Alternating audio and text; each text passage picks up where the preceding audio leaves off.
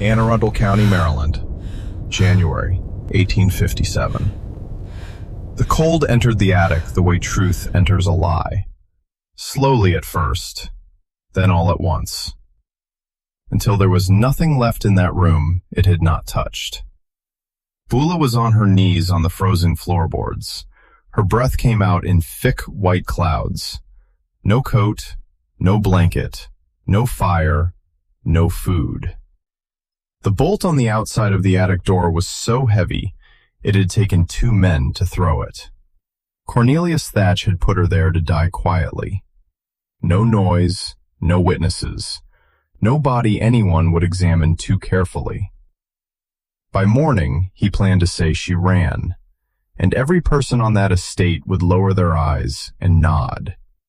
Because in that house, in that county, in that year, that was what survival looked like. But Cornelius Thatch had made one mistake.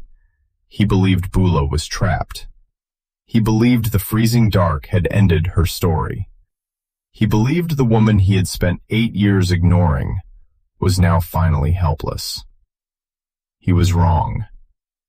Bula was not dying in that attic. She was working. Her hands moved across the boards in the dark, counting from memory. 1 seam, 2, 3. Then the loose plank near the northeast wall. Her fingers slipped beneath it, pulled upward, and from the black space below, wrapped in oilcloth and cold to the touch, came the thing that was going to destroy him. A tin box, addressed, ready, prepared 3 weeks earlier for this exact room, this exact night, this exact betrayal. Because Bula had not spent 8 years in Thatch Manor merely surviving it. She had been studying it, learning its rhythms, its walls, its silences, its lies. And now, with the cold burning through her dress and the attic air turning her hands numb, she held against her chest the evidence that would strip Cornelius Thatch down to nothing but a disgraced name coming off courthouse walls, 1 letter at a time. To understand how a woman the law said owned nothing came to possess the one thing that could destroy everything, you have to understand the house first, and the man who believed it belonged entirely to him. Thatch Manor sat on 40 acres like a declaration. White columns in front, tall windows lit by candlelight, brick walls built to announce permanence. The kind of house that told you who lived there before you ever reached the steps. In Anne Arundel County in 1857, Cornelius Thatch was not simply rich. He was structure, county commissioner, church deacon, a man whose signature settled land disputes, a man whose handshake passed for character, a man whose name had been carved into courthouse stone the way men carve names into buildings when they cannot bear the thought of being forgotten. He stood in churchyards in a black wool coat with brass buttons and remembered widows' names. He donated to relief funds at exactly the right moments. He sang the closing hymns without needing the page, and the sheriff, the county recorder, the clerk at circuit court, all nodded back at him because that was what men did when a local power had become so familiar that people stopped distinguishing between his respectability and the system protecting it. Nobody asked what happened to the 8 people who got their freedom papers and then vanished south. Nobody asked why a Louisiana trader's wagon had been seen behind the manor more than once.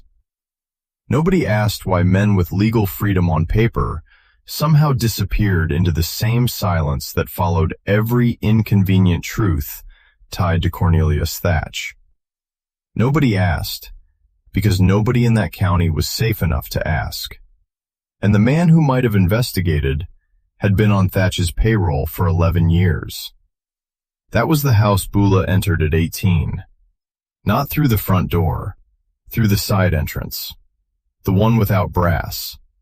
The one used by staff and deliveries and everything the manor depended on, but never acknowledged. The first thing she noticed was the smell. beeswax, cedar, and beneath both of them, the labor of people who maintained elegance they did not own. Bula was assigned to the dining room, the correspondence table, and the study, the private rooms.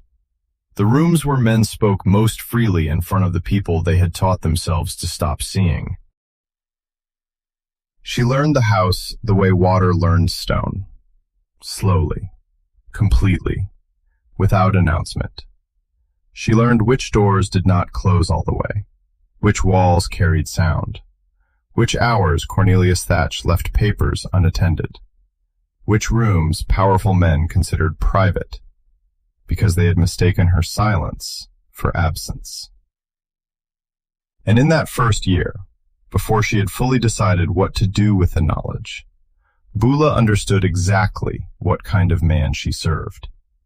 She would spend the 7 years after that deciding how to answer him. 3 days before he locked her in the attic, Cornelius Thatch stood outside St. Anne's Parish and shook the sheriff's hand, like a man who had nothing to fear.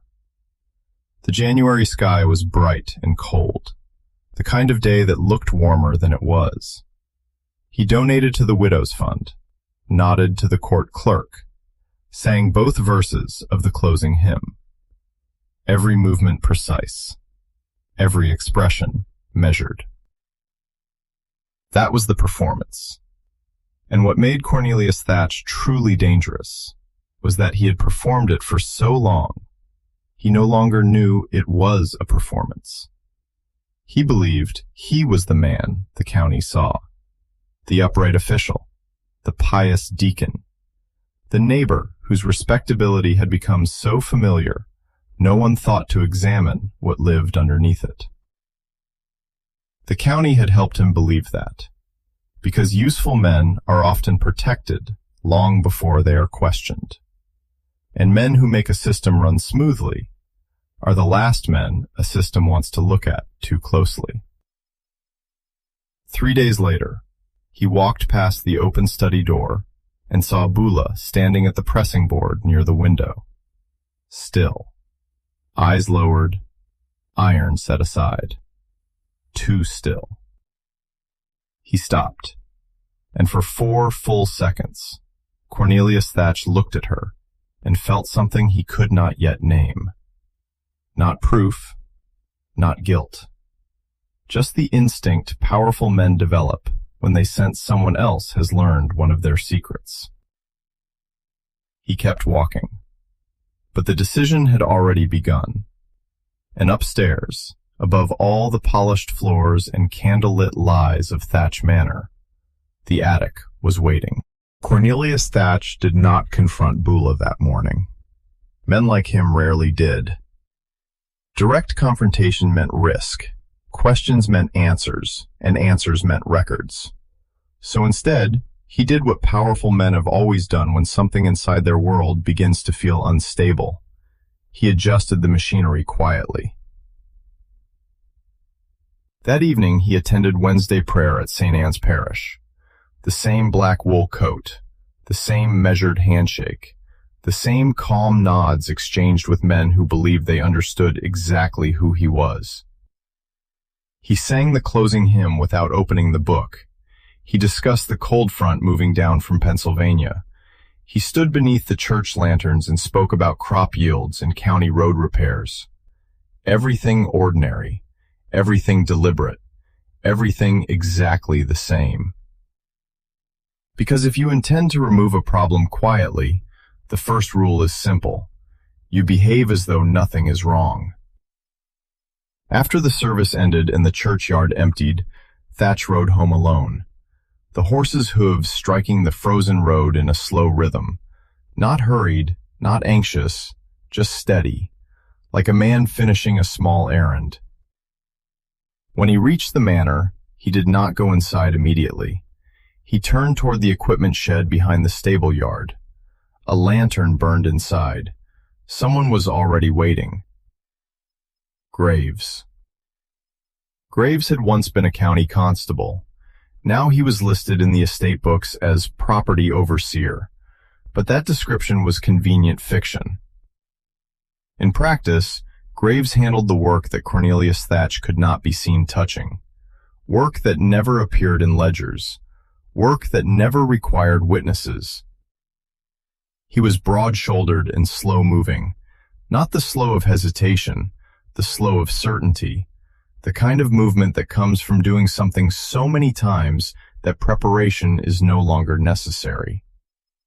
Violence had become routine to him, like sharpening a blade, like saddling a horse, just another task in a long list of tasks. When Thatch entered the shed, Graves did not ask why he had been summoned. He already knew something needed to be done. Men like Graves always know. They spoke quietly, no raised voices, no dramatic words, just a short conversation in the dim light of the lantern. Graves asked one question. "Tonight?" Thatch nodded. That was the entire conversation. Upstairs in the servants' quarters, Bula was lying awake. She had not slept easily for 3 weeks, not since the afternoon she had hidden the tin box beneath the attic floorboard. Plans create a particular kind of alertness. The body knows something has been set in motion, even when the house appears quiet, even when the night seems ordinary. She lay on the narrow cot listening.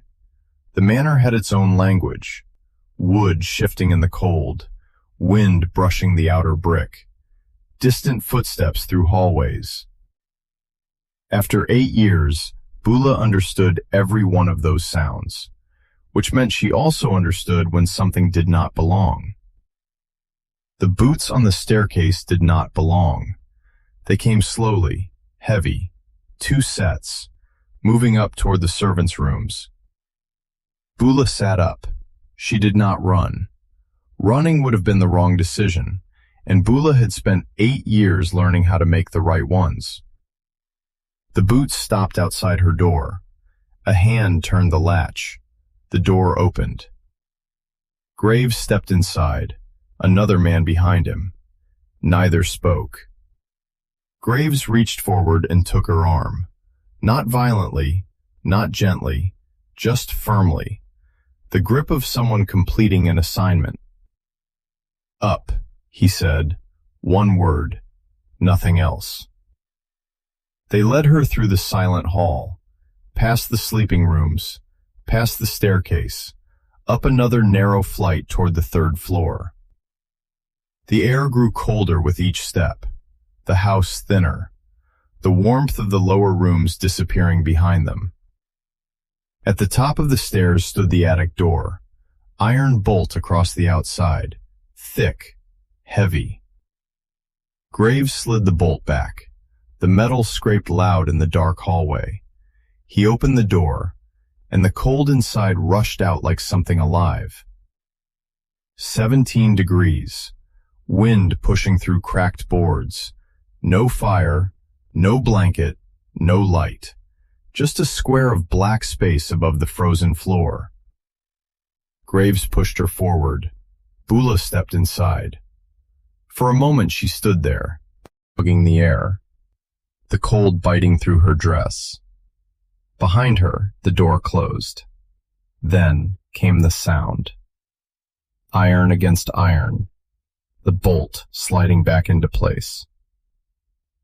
It was the most final sound Bula had ever heard, because it was the sound of a man deciding someone would not leave a room alive. The footsteps moved away, down the staircase, through the house, until the attic was left with nothing but wind and silence. Bula waited, not seconds, minutes, listening, making sure the house had returned to its ordinary breathing. Then she lowered herself slowly onto her knees on the frozen boards. Her fingers moved across the wood, counting seams, remembering measurements. Northeast corner, 3 boards from the wall, the loose one. Her hand slipped beneath the edge, and the floor lifted.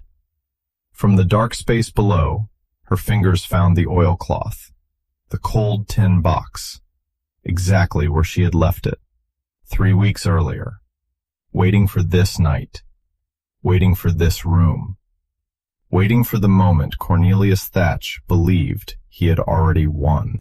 Bula held the tin box against her chest for 30 seconds. No longer. 30 seconds in the freezing dark. 30 seconds to feel the weight of everything she had built. 3 months of copying. 8 years of watching. Every name. Every forged signature. Every number Cornelius Thatch believed no one had seen. Then she moved. The fireplace hook lay near the chimney stack.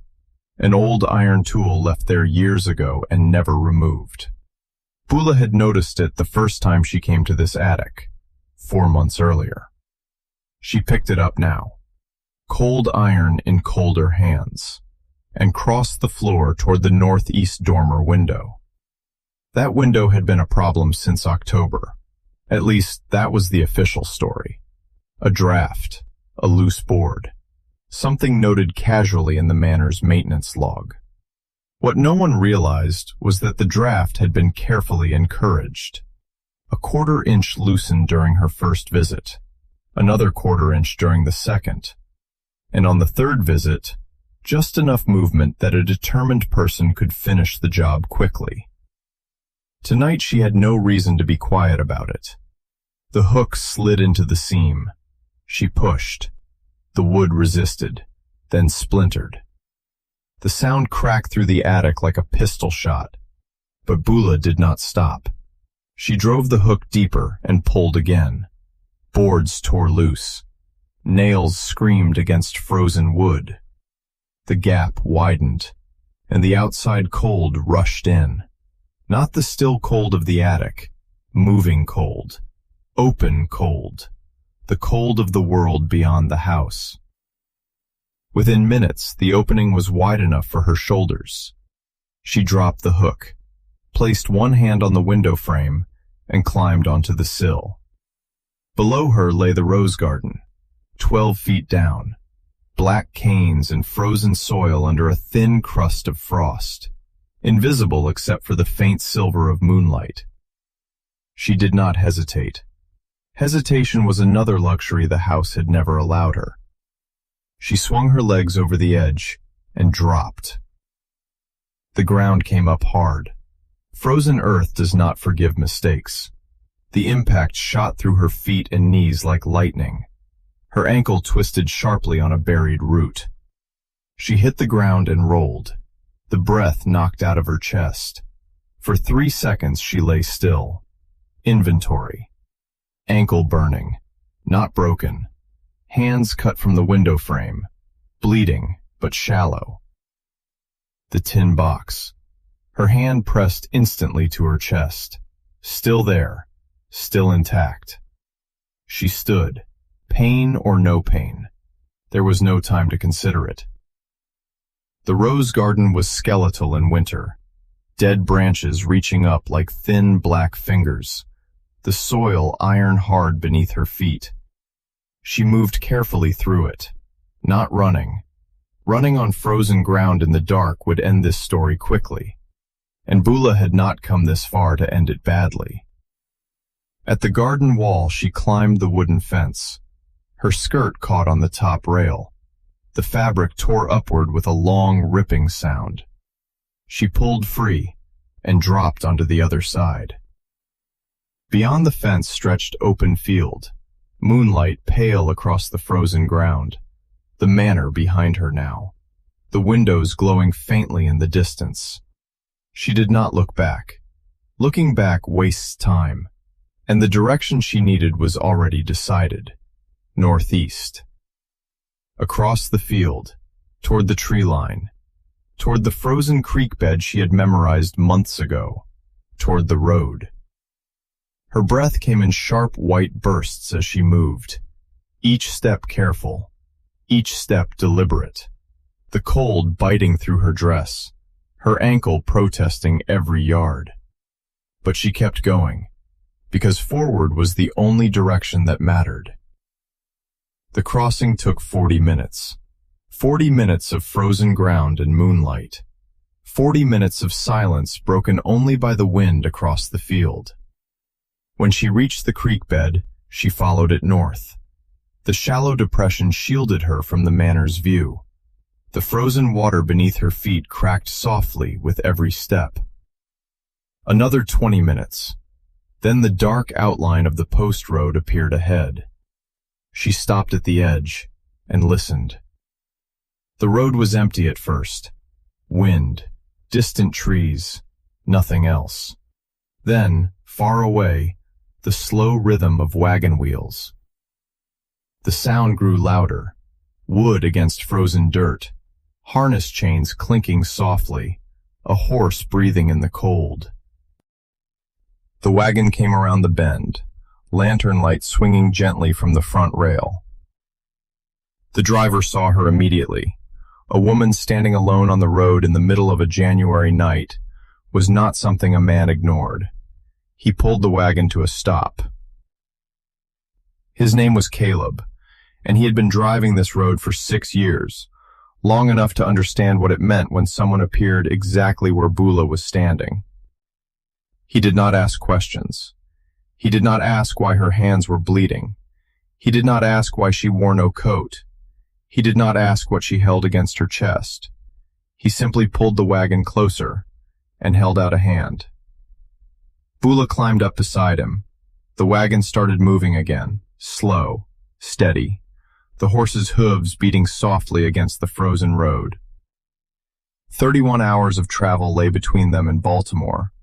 31 hours before the tin box in Bula's dress reached the one place Cornelius Thatch could no longer control. Behind them, the manor lights disappeared over the ridge. Bula faced forward into the dark, the evidence pressed against her ribs, already addressed, already unstoppable, and already far beyond the reach of the man who believed he had sealed her inside the attic forever. While Bula's wagon rolled north through the frozen Maryland night, another woman inside Thatch Manor was still awake, standing in the kitchen, listening. Her name was Cora, and she had heard the sound. Iron against iron, the attic bolt sliding shut. People who have lived long enough in houses like Thatch Manor learn to recognize certain sounds. Doors closing, boots on stairs, voices that drop suddenly quiet, and bolts. Bolts are the loudest of them all, because a bolt means someone inside that house has been decided against. Cora had been in that kitchen for 30 years. First under Edmund Thatch, then under Cornelius. 3 decades of cooking meals, pouring coffee, walking silently through rooms where men believed they were alone. And in 30 years, she had learned something powerful.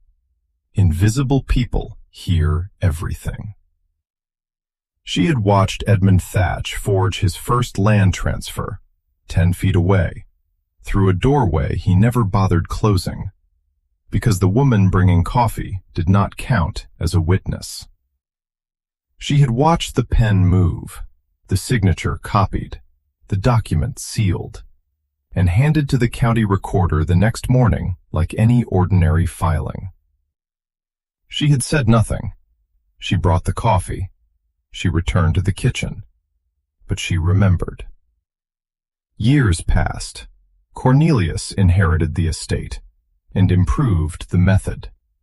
Regular payments to the recorder, quiet arrangements with the Baltimore judge, and eventually, the Louisiana trader. Cora had seen the wagon arrive, twice, always leaving the yard before sunrise, always with paperwork that ended conversations quickly. She knew what had happened to the 8 who disappeared. She knew before anyone spoke about it aloud. Because houses speak, and people who listen long enough begin to understand the language. What Cora carried was not documents, not paper, not anything a man could find by searching her room. What she carried was memory. 30 years of it. Names, dates, amounts paid, voices through thin walls. Every crime designed to leave no record had instead been stored inside the mind of the woman no one believed was watching. Tonight, when she heard the attic bolt, she understood something. The plan had reached its final stage. She walked across the kitchen floor without lighting a candle, every step placed exactly. She had done this work for decades. Then she knelt beside the loose board under the pantry table, lifted it, and removed the bundle she had packed 11 days earlier. A change of clothes, food wrapped in cloth, and nothing else. Because the most valuable evidence she carried was inside her head. She stepped through the back door into the frozen garden, moved along the inner wall of the property, and reached the northeast corner where the mortar had crumbled away. A gap wide enough for someone who had spent 30 years becoming smaller than anyone thought necessary to notice. She slipped through and turned north, a different road than Bula's, because two women escaping the same house never travel the same direction.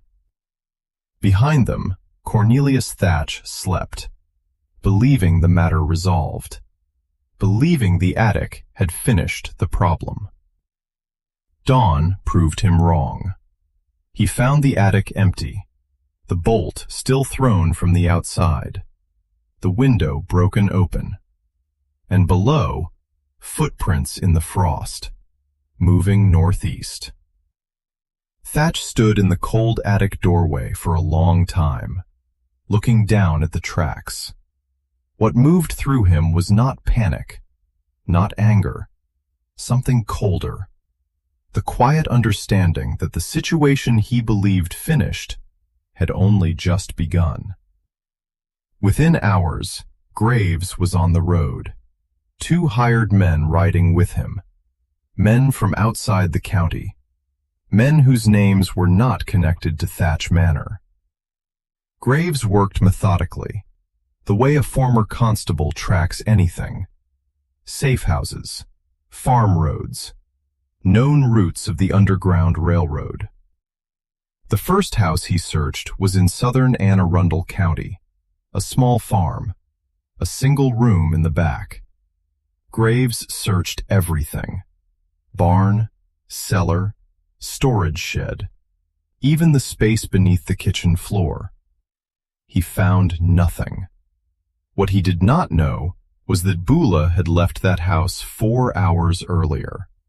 The family had reset the room, swept the floor, made the bed. By the time Graves arrived, the only trace of her remaining was warmth fading from the floorboards, and Graves had no way to measure warmth. The second search was closer, Prince George's County, 2 days later. This time Bula was still there, hidden beneath the farmhouse, inside a root cellar. She lay flat on the cold earth floor, while Graves's boots moved above her head, each step echoing through the wooden planks, each voice muffled through the boards. She pressed the tin box against her ribs and counted. 1, 2, 3. Counting is something no one can take from you. 40 minutes later, the boots moved away. Hoofbeats followed, then silence.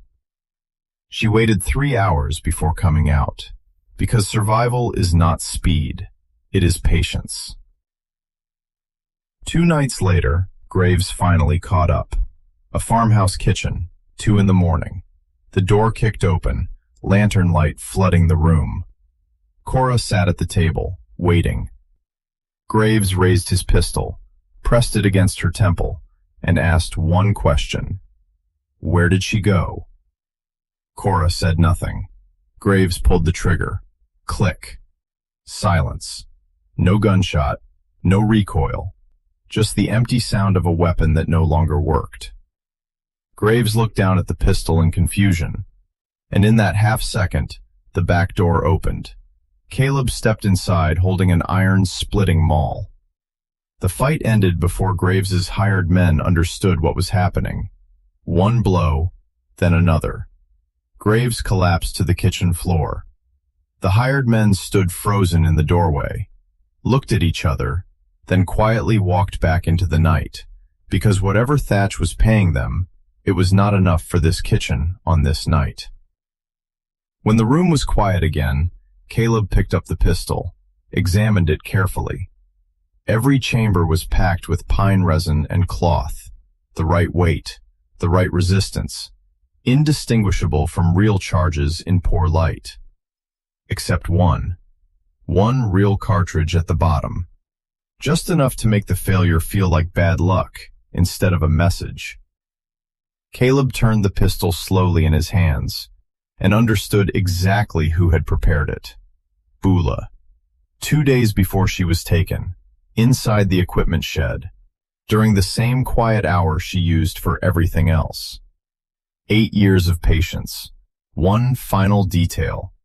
The kind men like Cornelius Thatch never imagine the people around them are capable of planning.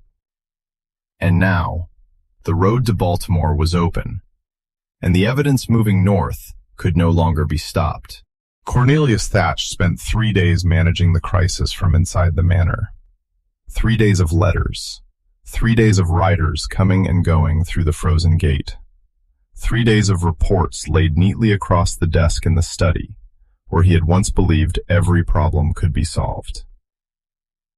He attended a county land committee meeting on the second day, because not attending would have meant something was wrong. And Cornelius Thatch had built 15 years of safety on never sending the wrong signal. But one thing kept returning to him. Graves had not reported back. And somewhere deep inside the machinery of his confidence, something had shifted. Not broken, not yet, but shifted. The way a beam shifts inside a house long before the walls begin to crack. On the fourth morning, he mounted his horse, put on his best coat, and rode for Baltimore. 6 weeks later, the Baltimore federal courtroom was full. Not loud, not restless, just full. People had traveled for this hearing. Families, clerks, attorneys, men who had followed rumors for years but never believed they would see the truth spoken aloud in a federal room. The winter light came through the high windows in thin gray strips, cold, exact, like the record that was about to be read.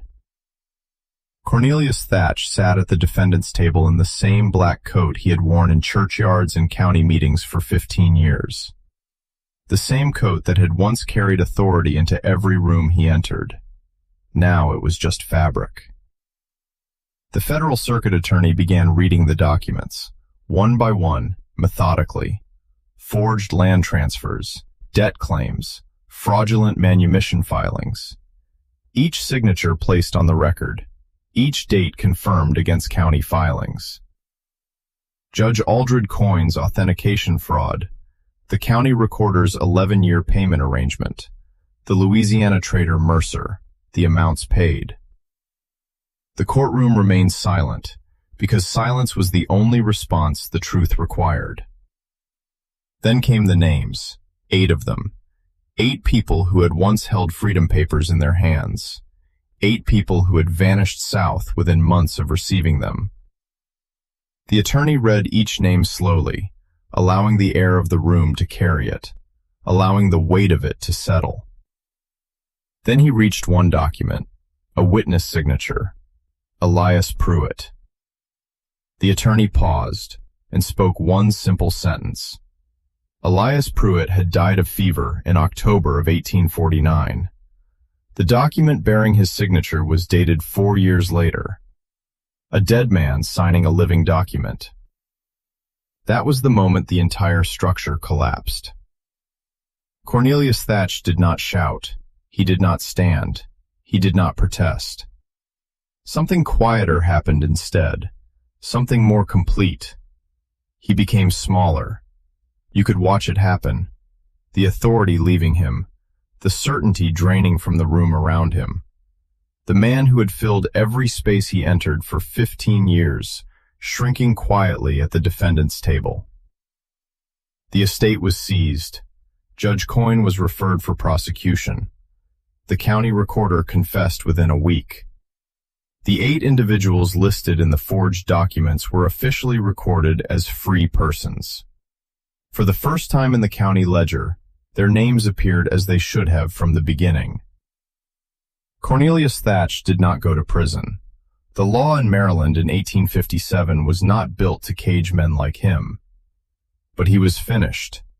And sometimes being finished in the county where your name once opened every door is its own sentence. Over the months that followed, his name was removed from 3 courthouse buildings, 1 letter at a time. Bula was not in the courtroom. She sat 6 blocks away in a small federal office, across from a clerk, a single document resting on the desk between them. The clerk slid it forward.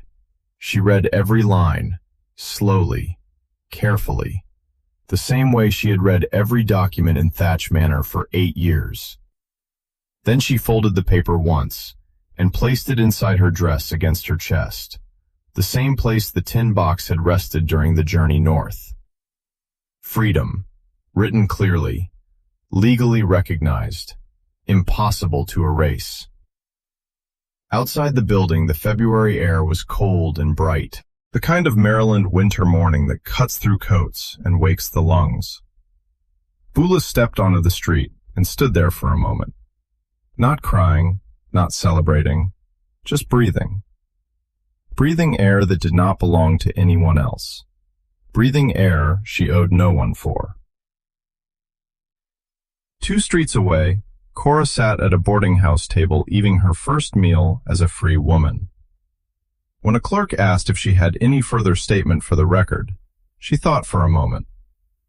Then she said quietly, "I have been waiting 30 years to give it," and returned to her meal. Bula did not look back at Baltimore. She did not look back at Anne Arundel County. She had a road ahead of her, and nothing behind her that required another glance. With every step north, the attic faded further into memory. The frozen boards, the iron bolt, the night a powerful man believed her story had ended. Until it was nothing more than what it had always been destined to become, Cornelius Thatch's last mistake, and the beginning of Bula's life.